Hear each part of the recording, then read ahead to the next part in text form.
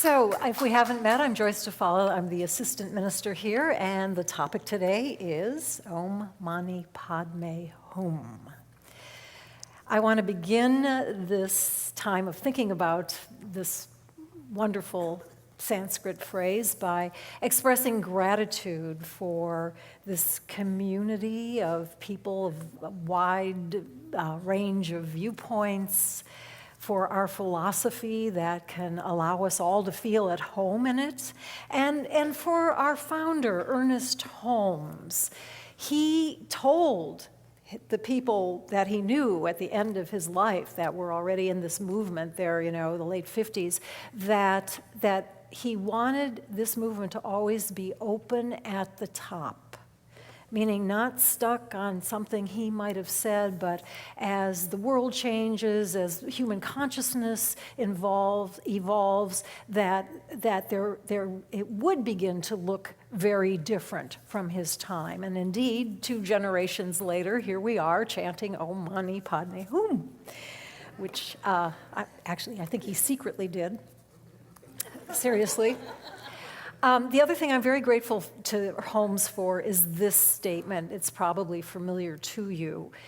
I believe in the direct revelation of truth through our intuitive and spiritual nature, and that any person may become a revealer of truth who lives in close contact with the indwelling God. So there it is, an official invitation to go with your own intuitive spiritual sense of the right understanding of the Divine One, of the right practice for you. And we can certainly see how it plays out in our community here. And we can see it in our theme this year, where we've been looking at different spiritual practices every month. If you are like me, some of these practices you may have liked, and some maybe you weren't so sure about, and some maybe you weren't so sure about, but you gave them a try, and gosh, they were kind of useful. I myself am amazed that I actually found a form of journaling that works for me. It has very big words and pictures, but I do it. So as we begin today, I do want you to consider that whatever your spiritual viewpoint is, including a healthy sense of skepticism, that you do consider how you're enriched by what happens here, as well as how you enrich our community and our philosophy, what you're bringing to the evolution of this movement. And so here we are in this month of looking at chanting, and so far, we've noticed that chanting certainly relaxes and energizes the body. It calms the mind, it focuses the mind, it takes our attention off of negativity, and thereby it opens a way for us to experience our contact with the Divine One. A good friend of mine said that she really likes to chant, but she likes to chant things in English. She likes to be able to understand the words that she's chanting. And, I agree, it's good to do that. And yet, I'm discovering that the richness in chanting Sanskrit, as we were today, this ancient language from India. First of all, I just love the way it feels in the mouth. I love all those vowels. And secondly, when you begin to study it a bit, it turns out that there's 50 sounds in Sanskrit in the language, and they each one activate not only an energy point in our body, but an energy point in the universe, in the universal body. So there's a way in which our chanting in Sanskrit is attuning us with universal divine energy. Now, I'm a science of mind minister, so I'm not majorly into chakras, but I do get that this is similar to what Holmes is talking about as as a way to help us increase our awareness of our oneness with God, that this local experience is actually one with a huge, infinite, divine experience. So it makes sense to me that there would be a spiritual technology to get our local field in sync with the divine, the universal field.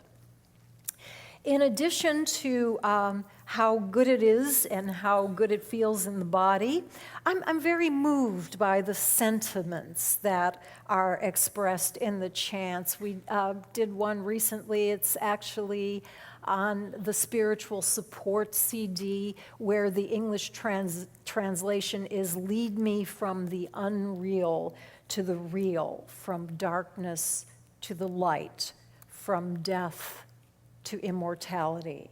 And even though this comes out of Hinduism, I recognize it as a Science of Mind student, that desire to leave behind the negative as I put my attention on divine perfection. Or as I remember that I'm not limited by time, by space, by this body, but indeed I am one with the infinite, eternal, all that is. So here's the chant we're considering today. All together now? The reason I put it up there is because it's so darn pretty, isn't it? If you're in front, you will see there's actually a picture of this plaque. And Om Mani Padme Hum has 6 syllables. Om is on the right, on your left, and Hum is the last one on the right. It's 4 words, Om Mani Padme Hum.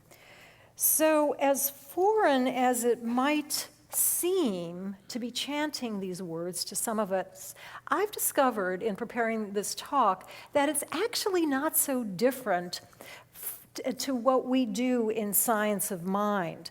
That in Science of Mind, we have our spiritual technology known as affirmative prayer or spiritual mind treatment, and there's a way in which they're very similar. So, putting our attention on Om Mani Padme Hum for a minute, I want to refer you to a great YouTube video. The Dalai Lama is talking about what this means. And his basic point is that this chant is a technique, a technology that leads us from impurity to purity. Now, as a Science of Mind kid, I don't usually use those words, purity, impurity.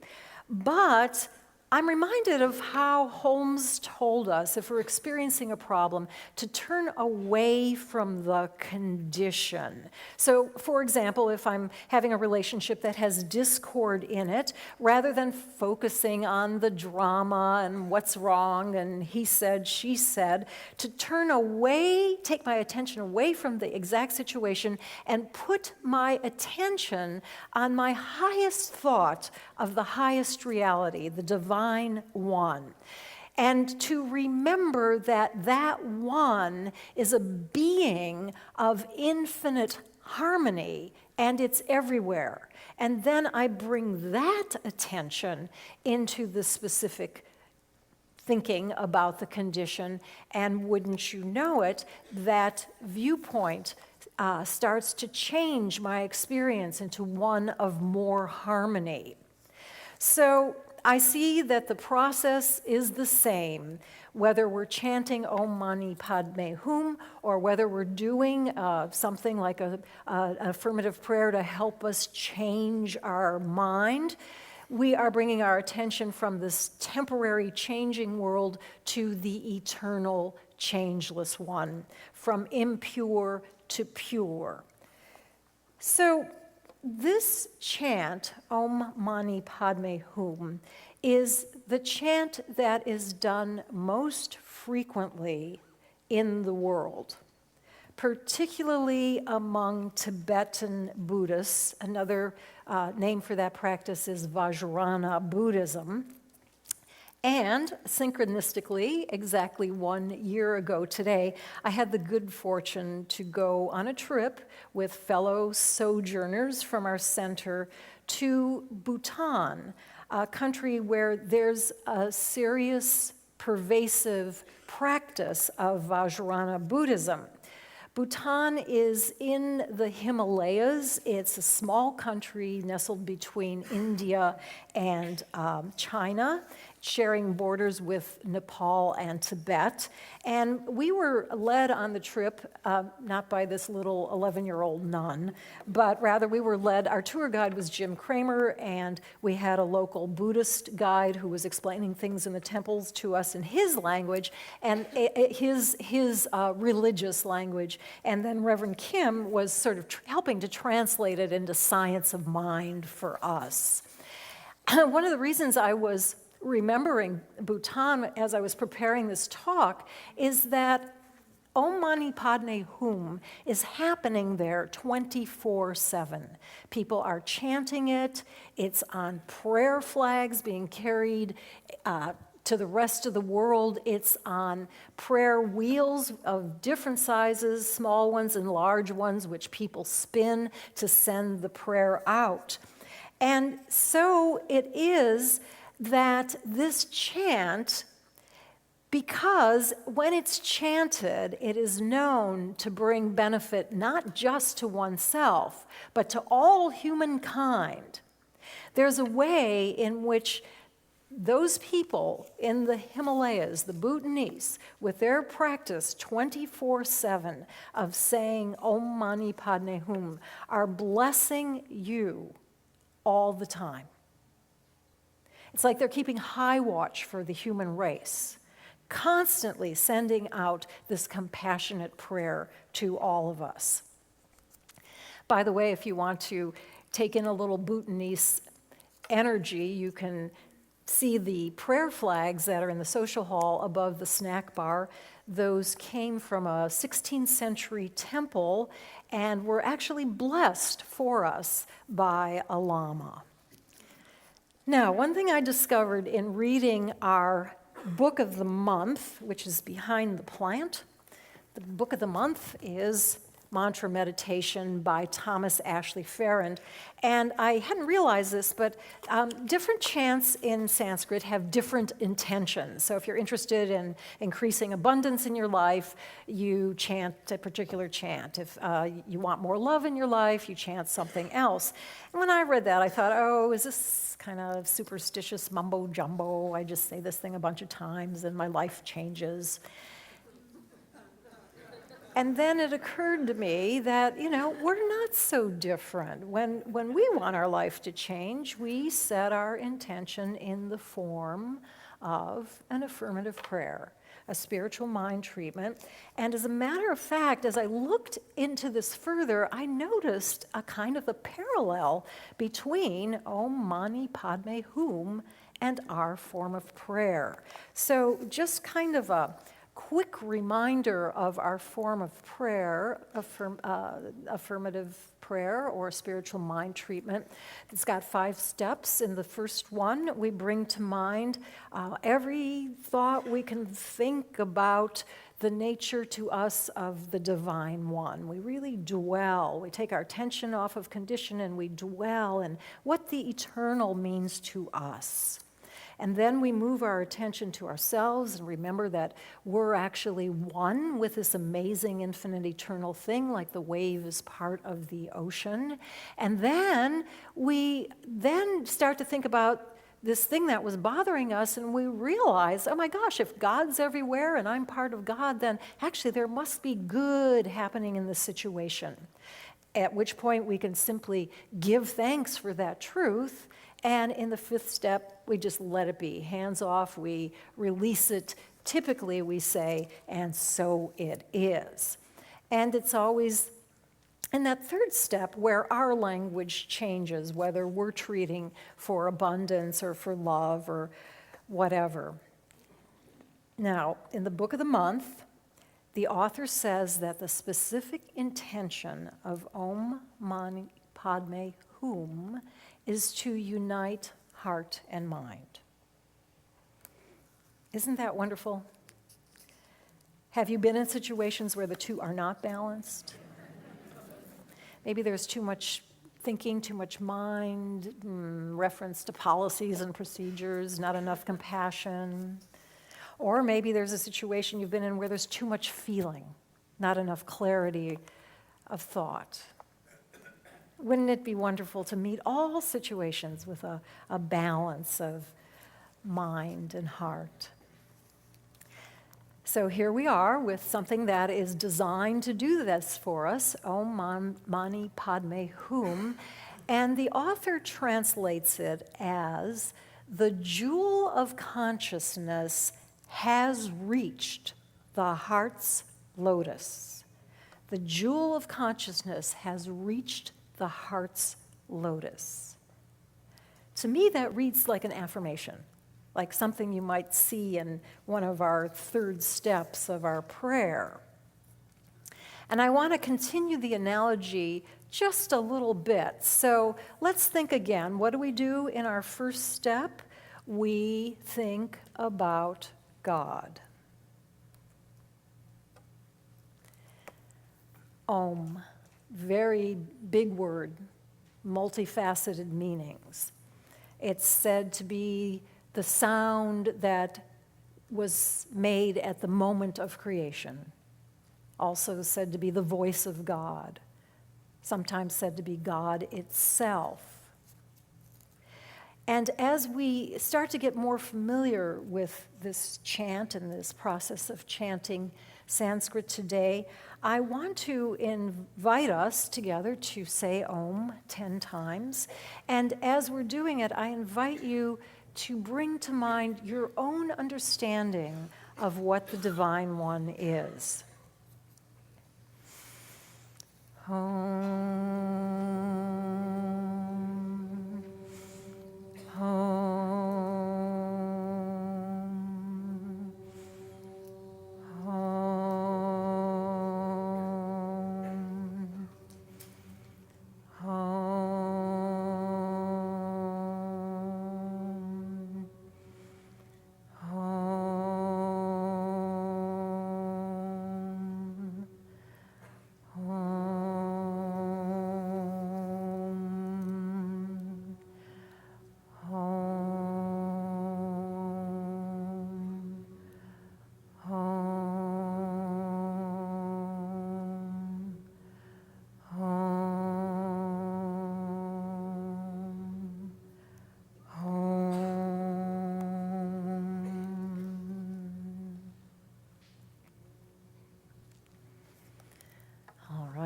Om Mani.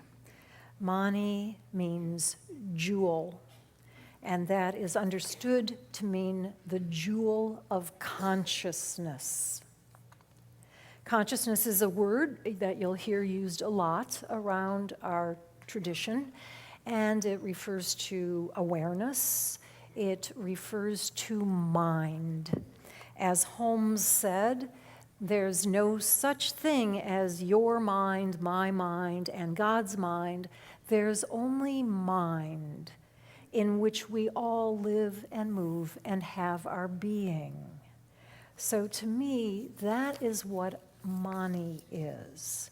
So I invite us now to say the two words together 10 times, bringing to mind the fact or what you believe about and what you experience of the Divine One, and how you know yourself to be one of it, one in it, with it.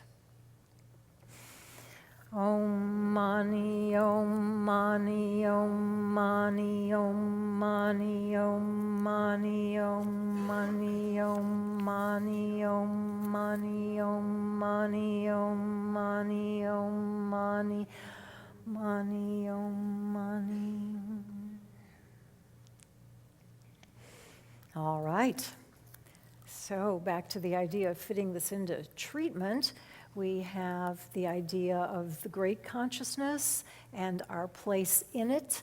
And in our prayer, this would be the time where we would then talk about our specific intention, but in this case, the whole mantra is carrying the intention, and so that can bring us to our fourth step of heartfelt gratitude. Om Mani Padme. Padme literally means the heart's lotus.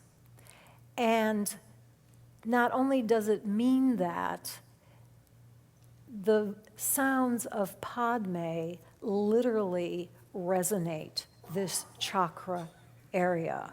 So now we have the infinite idea of Om, the idea of our consciousness, our jewel of our consciousness being one with it and with the lotus of the heart. Om Mani Padme. Shall we say that together 10 times? Om Mani Padme, Om Mani Padme, Om Mani Padme, Om Mani Padme, Om Mani Padme, Om Mani Padme, Om Mani Padme, Mani Padme, Om Mani Padme, Om Mani Padme, Om Mani Padme. Last thing, Hum. Hum is a kind of an exclamation point. It brings everything together. It's kind of like the way we say, and so it is. So that is the entire meaning, Om Mani Padme Hum. And in our science of mind way of describing things, then it is referring to infinite consciousness, our oneness with it, and how our mind and our heart are one. And so it is. So before we chant it one more time, I bring you this saying that comes from Asia. When the light of the heart is united with the power of the mind, anything is possible. When the light of the heart is united with the power of the mind, anything is possible. So I invite you for the next 30 seconds as you chant this with me to know that truth not just for yourself, but for all of humankind and beyond for all beings. Om Mani Padme Hum, Om Mani Padme Hum, Om Mani Padme Hum, Om Mani Padme Hum, Om Mani Padme Hum, Om Mani Padme Hum, Om Mani Padme Hum, Om Mani Padme Hum, Om Mani Padme Hum, Om Mani Padme Hum, Om Mani Padme Hum, Om Mani Padme Hum.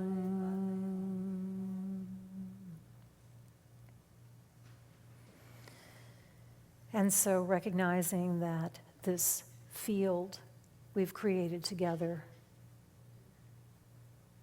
lives and moves and has its being in that one divine one, that one power that no words can describe, that one infinite one, that source of all life, that source of who we are, that has taken form in creation as us. We are the hands and feet, the voice, the very body of God, separately and together. And so as we continue our spiritual journey together, as we continue our spiritual practice together, our spiritual study as individuals and collectively as a community, I know absolutely that each one is indeed experiencing more and more good, bringing light and love into his or her own life, every situation, as well as bringing more light, more love, more peace, more joy to all beings. And for this, I am truly grateful, and so it is.